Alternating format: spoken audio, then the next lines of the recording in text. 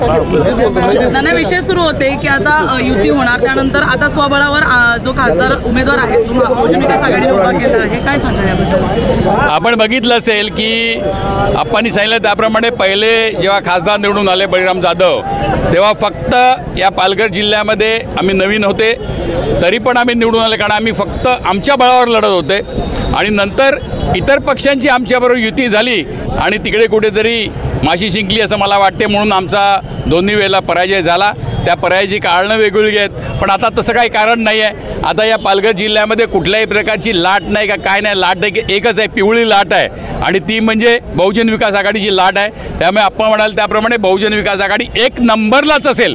आमची लढत कुठे असेल, आमच्या मागे BJP, पण ते खूपच मागे असेल. बाकी इतर पक्षाची आमची कोणाची लढत नाही नाही नाही.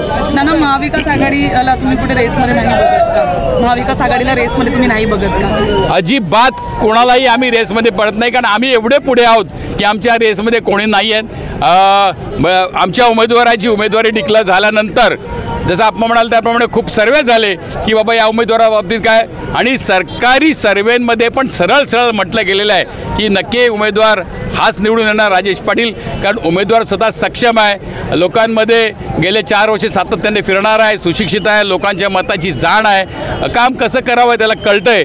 एक चांगला चेहरा, तरुण चेहरा, सुशिक्षित चेहरा आम्ही दिलेला आहे, त्यामुळे नक्की निवडून येणार आहे.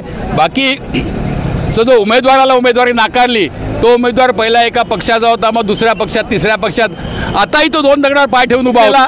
तर शिवसेना नाहीतर BJP तर BJP, आणि म्हणून त्याला नाकारलं गेला. कार्यकर्त्यांचा पूर्ण विरोध होता.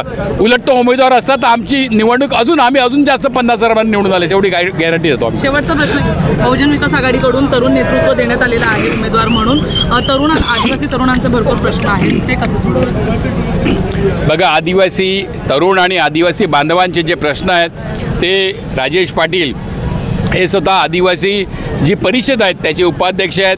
ते सर्व आदिवासी संघटना, जो 40 संघटना त्यांना बांधलेल्या आहेत, आणि त्यामध्ये आदिवासींचा हा जो जिल्हा आहे जिथे पेसा कायदा आहे, पेसा कायद्यामुळे आदिवासी मिळणारा प्रोटेक्शन आहे, हे प्रोटेक्शन मिळत असताना इतरही सर्व OBCंचं किंवा इतर जाती धर्मांच्या लोकांचं पण हित बघितलं गेलं पाहिजे, याचा अभ्यास राजेश पाटलांकडे आहे.